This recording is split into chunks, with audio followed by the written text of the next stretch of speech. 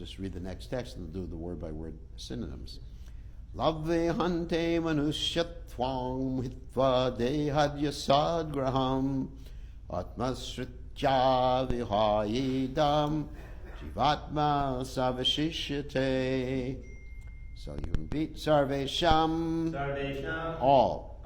Eva, certainly. Jantunam, of animals. Satatam, always. Deaposhane, to maintain the body. Asti, there is. Pragya, intelligence. Samayata, resting on.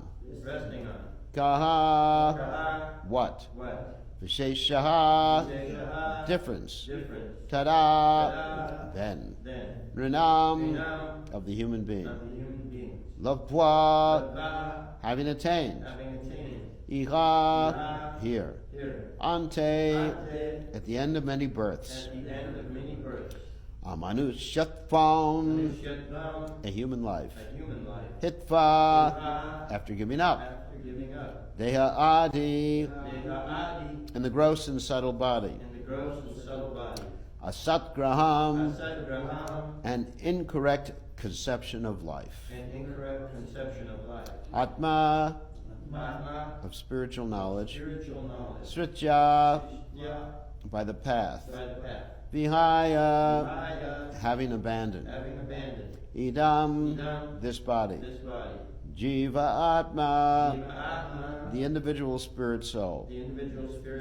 Saha, that. Vishishyate, becomes prominent. Translation, a desire to maintain body, wife, and children is also observed in animal society. The animals have full intelligence to manage such affairs. If a human being is simply advanced in this respect, what is the difference between him and an animal? Ooh. One should be very careful to understand that this human life is attained after many, many births in the evolutionary process. A learned man who gives up the bodily conception of life, both gross and subtle, will, by the enlightenment of spiritual knowledge, become a prominent individual spirit soul, as the Supreme Lord is also. So, purport by His Divine Grace, A.C. Bhaktivedanta Swami, Srila Prabhupada Ki Jai. It is said that man is a rational animal. But from this verse, we can also understand that rationality exists even in animal life. Unless there is rationality, how can an animal maintain its body by working so hard? That the animals are not rational is untrue. Their rationality, however, is not very advanced. In any case, we cannot deny them rationality. The point is that one should use one's reason to understand the Supreme Personality of Godhead, for that is the perfection of human life. So, Om Ganam Timiranda Shagananjana Shlakaya Chakshurum Miritam Yena Tasmai Shigave Namaha. So, let's talk about this word rationality. Rationality basically means to make a choice based upon one's self-interest, which means practically that in order to have rationality, one has to be above the complete mode of ignorance. At least there has to be some passion, maybe some goodness, but at least there has to be some passion. Because in the complete mode of ignorance, just like if you see a drunk person, they lose their ability, their rationality, their ability to reason. Just like here in New Orleans, there's so many drunk people, right? Yeah. Not in the temple. But anyway, I'll comment on that in a second. But you go to the French Quarter, and when they're drunk, they lose their rationality, so the devotees get them to give nice donations. We have very expert devotees. Anyway, so they just don't know what they're doing. Just like I remember, before I joined the Hare Krishna movement, I was a taxi driver too.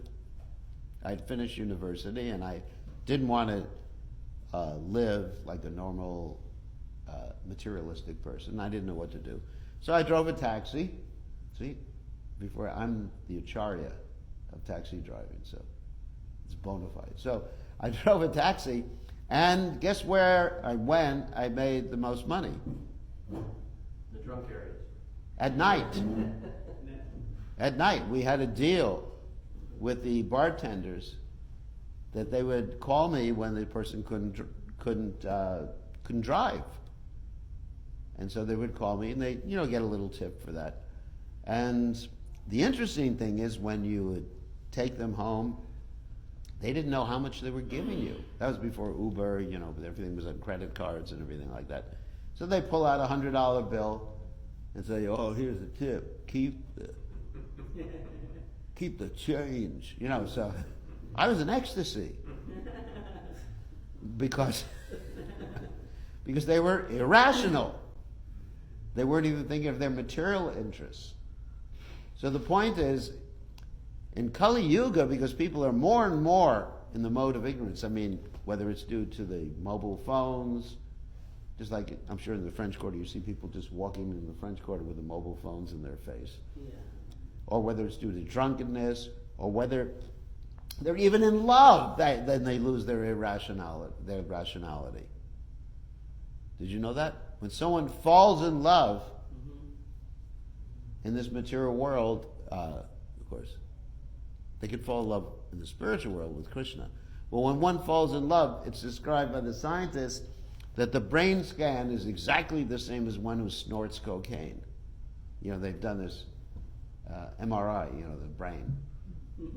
And so that one doesn't consider the repercussions, whether it's, some illicit situation in which they get some disease or whatever, or then they fall in love and they get married, and they don't think about, well, I'm going to have to work for the next 50 years like an ass.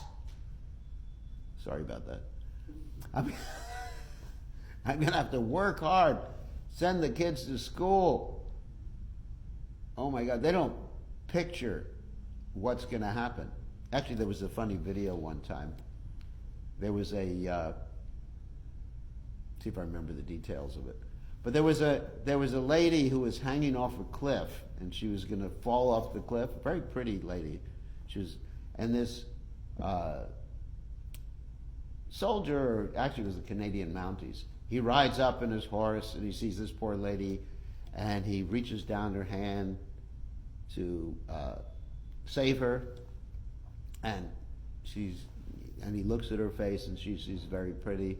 And then in his mind, he goes through this whole, not flashback, but flash forward of, he becomes attracted to her, they get married, and then later on he sees her in curlers. You know what curlers are? No, you don't know what curlers are. Anyway. Yeah, with the ladies, the curlers, beauty parlor. And she's holding kids and screaming at him and smoking a cigarette. And then, somehow or other, he has this premonition, which never happens when someone's in love. And then he realizes what would happen, so then he just lets her fall off the cliff.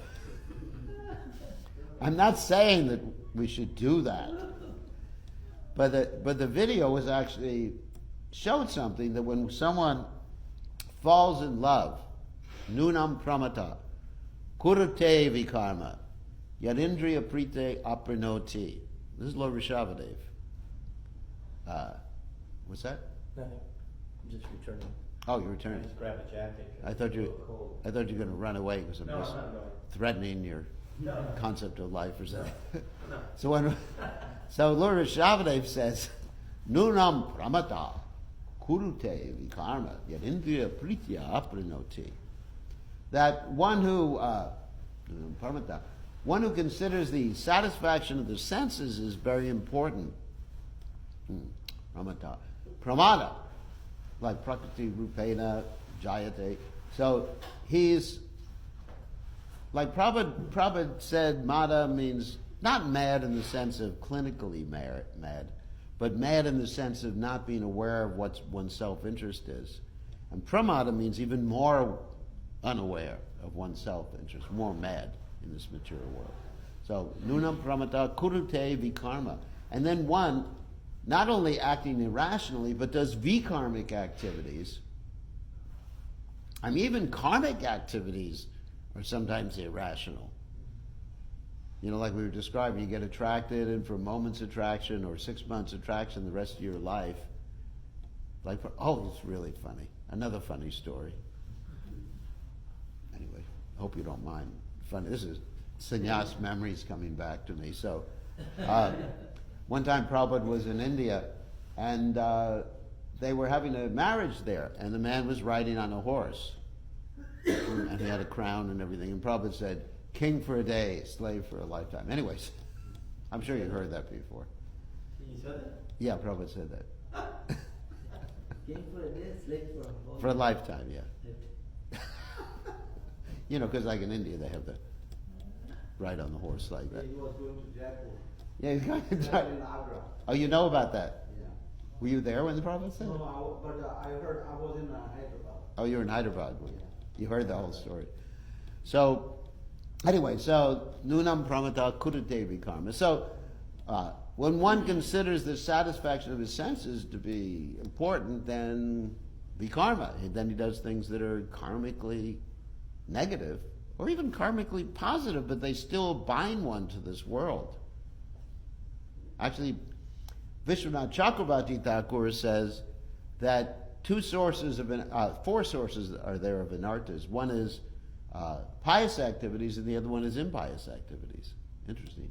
And of course, the other ones are offenses against Vaishnavas, and then the byproducts of Vaishnava. I'm not going to get into all four of them. So the point is that when you actually consider your senses or sense gratification to be like your main focus in life, then you really do things that are irrational. And the interesting thing is, animals are usually not irrational. Human beings are can be much more irrational than animals. Because animals, you know, like a tiger, he wants to eat, you know, and he's planning out how to get his food and everything like that. And, you know, the animals generally have their season for mating. So, I mean, you can't accuse an animal of being irrational because he doesn't have the ability to think about the higher values of life. Whereas a human being has the ability, the propensity to think about the meaning of life. So a human being can actually be irrational because he's ignoring it. Swartagatim hi Vishnu. Natevidhu Swartagatim hi Vishnu. Durashaya Yabahirartha Manina Anda Yatanda Upaniyamanas Tepi Tritantram Udamni Vada. What is that? Because they don't know, the human beings, the animals can't know because they don't have that ability. They have the ability to be rational, materially, to get food, to get water. That's completely rational. But they don't have the ability to be rational in the sense of knowing Swartagatimi Vishnu, that the ultimate goal of life is Vishnu. So therefore it's described, Natevadu Swartagatimi Vishnu. Durasya yeva hirartha manina. So one is looking outside. Hirartha, his interests are outside of his real self-interest. And andar yatanda, he's a blind person and he's being led by other blind people, or he's leading other blind people. And as a result, they both fall into a proverbial ditch. You know, just like a blind man leads a blind man, falls into a ditch. That's why people who are blind, they have seeing-eyed dogs. You and the dogs actually know more than they do. That's interesting. So, anyway, so in order to maintain our rationality, and we have to be rational about material things too. It's not only spiritual things. I mean, just like this morning, I woke up, it was cold, so I was rational. I put on this coat. Some of you aren't cold. Maybe you're not rational, but anyway. Or maybe you have a warmer body. So I was rational. That's, you know, so I have to be rational about material things too to be Krishna conscious. It's not that I'm only rational about Krishna consciousness and I ignore everything else. That happens with immature devotees. They just think, I just have to chant Hare Krishna. Well, I have this chest pain. That's all right. I just chant Hare Krishna. You got to pay attention to these things. Or I just cut myself. I'm bleeding. Hare Krishna, Hare Krishna, Krishna Krishna. No, that's stupid. But a devotee's rationality is focused on the ultimate goal, but at the same time understanding that a devotee also has some basic needs to fulfill in achieving that ultimate goal. So, a devotee may decide to get married because he understands that logically, not just getting married because he's fallen in love, or lust, or whatever, but getting married because he understands logically to remain steady for my Krishna consciousness, I need that sort of support. That's a rational decision. Oh. Hope I didn't offend anybody. No, not at all. He's going to do some deity. Oh, deity works, okay. That's good. All right, so, I'd be careful dealing with brahmachari household life things. So anyway, a devotee may decide to get married out of rationality. So everything we do should be based on rationality, understanding the highest purpose of life, but also understanding the basic needs that we have in this world. Someone may decide, to get different things that they need just to be Krishna conscious, and just material things. Someone may need a wife. Someone may need, a better living facility. Someone may need more clothes, like a sweater. So, this is practical things. Someone may need to go to the doctor. So that's all rationality. So devotee is ultimately meant to be rational, but considering the highest goal of life and structuring all of his rational decisions in terms of the highest goal of life. And in order to do that, one should understand, Durlabham Manasa Janma, that this human body that you've gotten is extremely rare, and as we say many times, use it or lose it. You understand what that means? No. Like if you have, for example, here's my arm, of course, it's a jacket, but underneath is an arm. So there's a muscle there. Now, if I don't regularly use that muscle, it does something called atrophy. You understand? Atrophy? In other words, it gets weaker and weaker and weaker, and eventually, then I'll lose the use of it.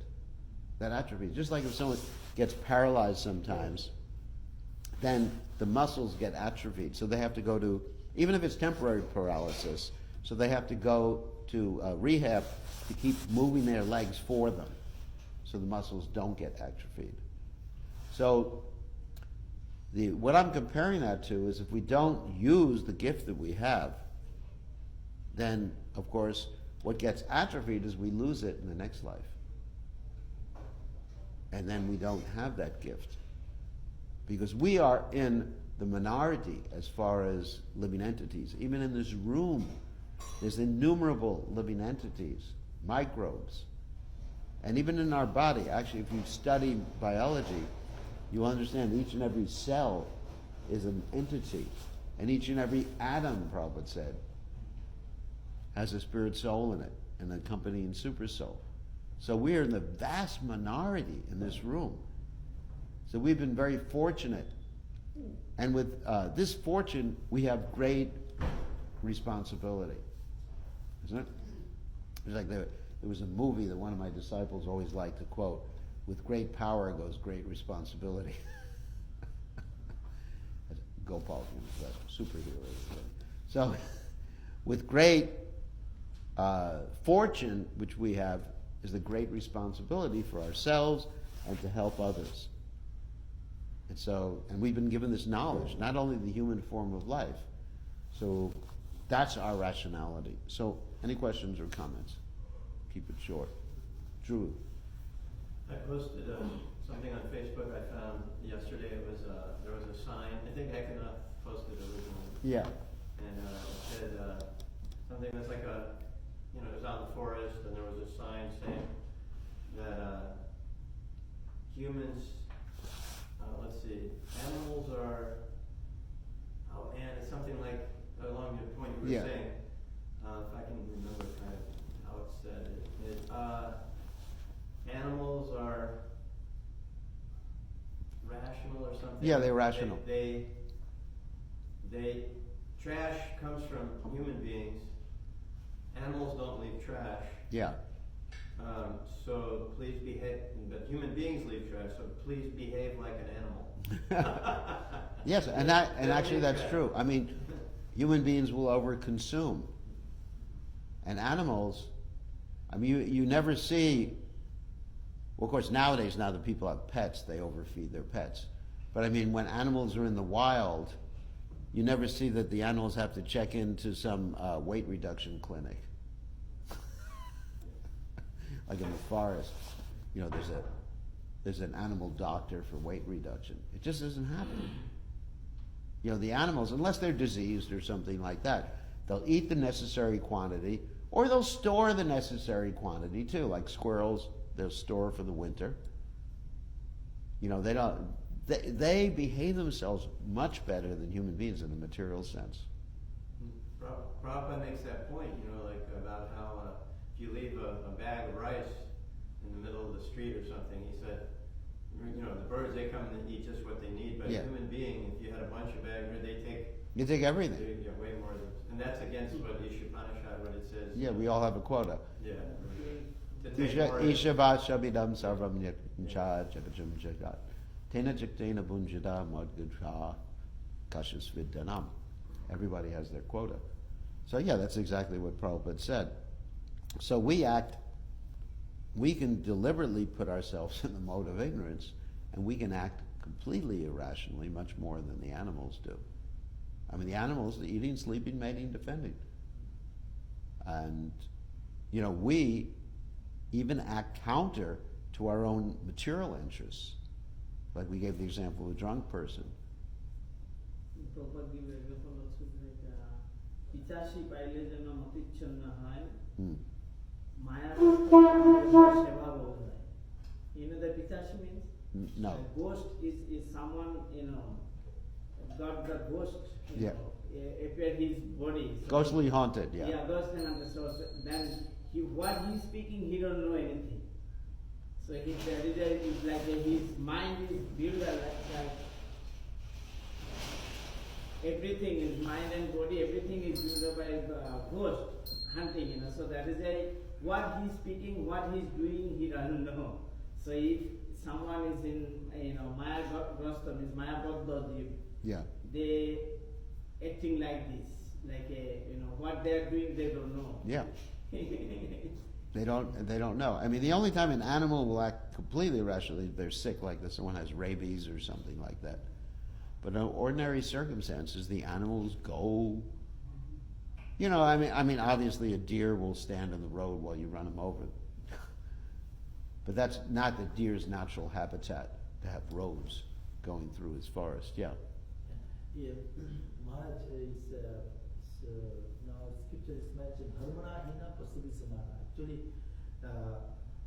people, only human being can realize God. Can be less. Realize God. Can realize God, yes. When you are giving Bhagavatam class, then you couldn't understand anything. But human being can understand. So human being, when they are losing their propensity of realizing God, that time they are like animals. Yeah. I mean, they're acting worse than animals. Yeah. And also when people are sleeping, they're in ignorance too. So it's actually the modes of nature. In passion, you actually plan out what's good for you, materially. You know, so much wealth do I have today, like the demoniac nature, so much more will I get tomorrow.